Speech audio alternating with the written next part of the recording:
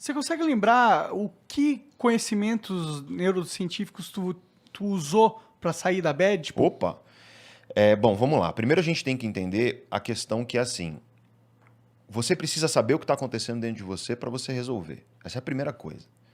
Porque o problema das pessoas é que elas vivem brigando com as próprias emoções e elas não sabem o que está acontecendo dentro delas. E o primeiro ponto que você precisa é clareza, é autoconhecimento. Porque não existe mudança, transformação se você não possui autoconhecimento.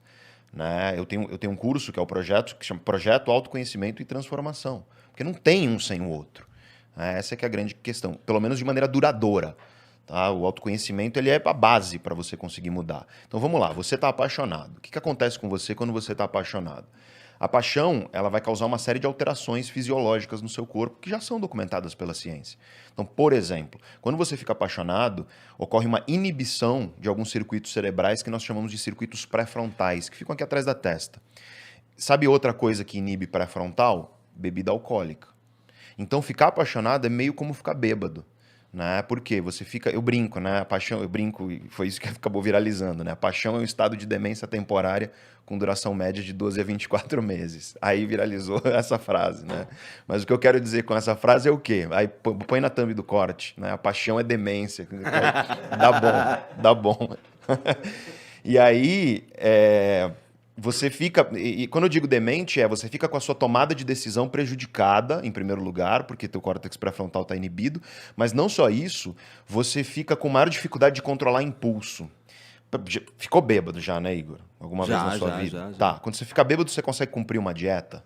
Quando Tipo, você fica bêbado, você fica completamente... Bom, no meu caso, eu fico meio chatão, eu acho. chatão? Talvez seja porque você tem um chato no seu âmago aí que vem à tona. É possível. E o seu córtex pré-frontal controla esse chato. Tá controlando o chato agora. Pode ser?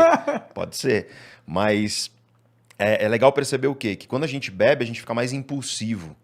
Mais emotivo, sabe? O bêbado, que, ai, você é meu melhor amigo. Porra, sabe que eu te considero pra Te caralho. considero pra... Acontece muito. Por quê? Porque você inibe o córtex pré-frontal, e o córtex pré-frontal, uma das funções múltiplas, tá? É um dos circuitos cerebrais mais complexos que existem. Não é pra você Uma das falar... conversas mais bonitas que eu já vi na minha vida foi entre duas pessoas bêbadas. Como é que foi? Especificamente o Monark e Jean. Olha só. Cara, foi uma conversa muito bonita. Poético, Fernando Pessoa. Eu tava de espectador, foi lá no segundo estúdio do Flow. Eu tava sentado aqui assim e eles discutindo assim, falando, um abrindo o coração pro outro, assim. E eu, caralho, o que tá acontecendo? Tá vendo? Por quê? Porque você inibiu com o álcool um circuito cerebral que te ajuda a controlar teus impulsos, sabe? A olhar para uma sobremesa e falar, não, não vou comer. Né? A olhar para o celular e falar, não vou mandar mensagem para minha ex, né? Esse tipo de coisa. Só que quando você está bêbado, o que acontece é justamente isso. Você tem essa inibição, emoções vêm mais livremente à flor da pele e você tem menos capacidade de controlar seus desejos e impulsos. É por isso que bêbado briga, por exemplo. É por isso que bêbado chora, abraça e tudo mais. Manda mensagem para ex no WhatsApp, se arrepende.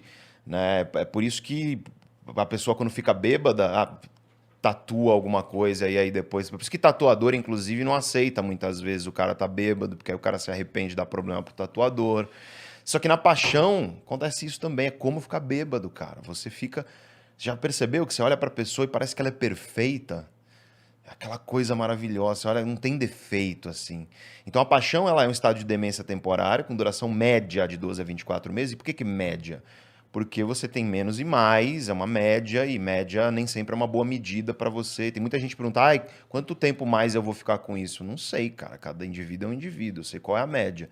Mas o ponto é que, além disso, a paixão ela traz um estado de obsessão e compulsão. Né? Quando você está apaixonado, ocorre uma redução da disponibilidade de um neurotransmissor chamado serotonina em alguns circuitos cerebrais.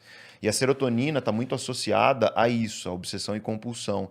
E aí, quando você está longe da pessoa, você fica ansioso. Por quê? Porque você quer estar perto dela. Mas aí, quando você está perto dela, você fica ansioso porque você quer estar bem para ela. E quando você está longe da pessoa, você fica com ideias invasivas. Cara, definição de obsessão, ideia invasiva. Você está no trânsito, no chuveiro, você está trabalhando, aí você fica pensando na pessoa, cara. Cara, isso é a obsessão, é o que nós definimos como obsessão. E compulsão. E o que é compulsão? Você tá com a pessoa, você não quer parar de estar com ela. Não tem um momento que você fala, não, chega, vamos dar uma pausa, a gente volta daqui a uma semana. Tipo, você quer o tempo inteiro. E aí, nesse conjunto todo, o que acontece com você?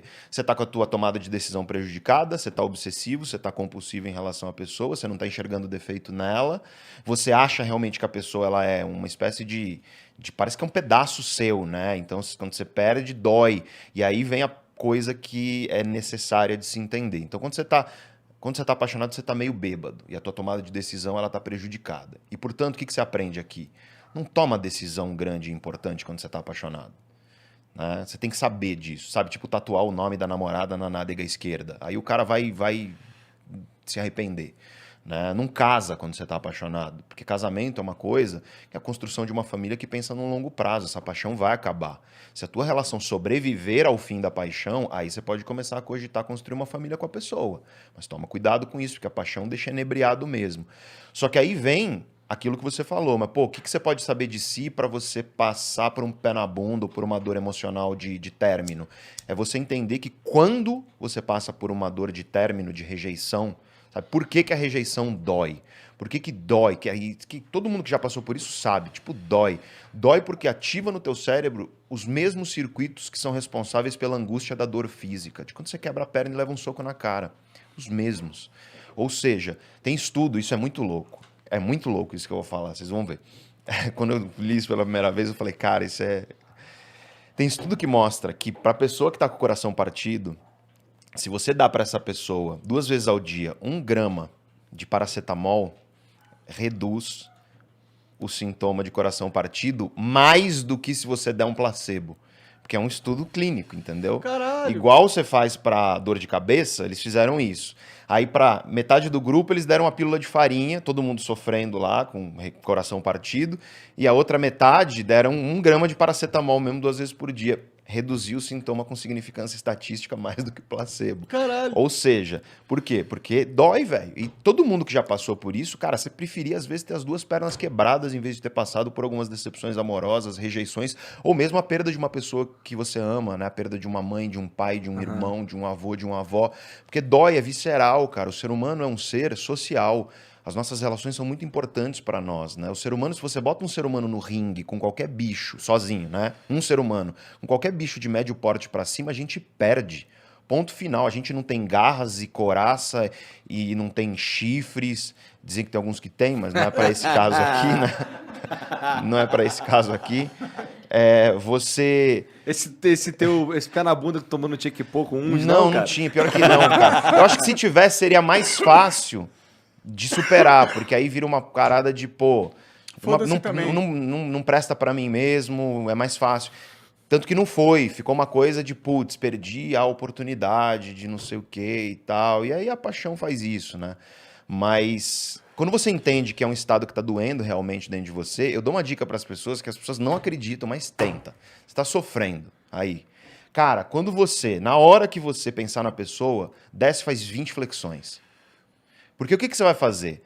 Você vai fazer o teu corpo liberar endorfina. E o que é endorfina? Ela é uma morfina produzida pelo próprio corpo, entre aspas. Que faz? Reduz dor. Entendi. Vai melhorar o sintoma. Mas pode ser umas 4? Depende do seu preparo físico, né? Faz polichinelo, anda rápido na quadra, né? Dá uma volta na quadra andando rápido. Enfim, alguma coisa para você se mexer, para ativar a tua musculatura, porque vai fazer com que você libere endorfinas depois do exercício. Se puder ir para academia, fazer um exercício mais intenso mesmo, correr para quem gosta de correr e tudo mais, nadar, bicicleta, tênis, não importa. Isso vai melhorar, né? Pelo menos ali naquele momento. Aí você vai no outro dia, aos pouquinhos você vai melhorando. Parece uma coisa boba, mas quando você entende o mecanismo de como o cérebro faz isso, pô, já é uma dica que qualquer um aqui que tá vendo pode usar, adotar com para a certeza. vida. Com certeza. Eu passei.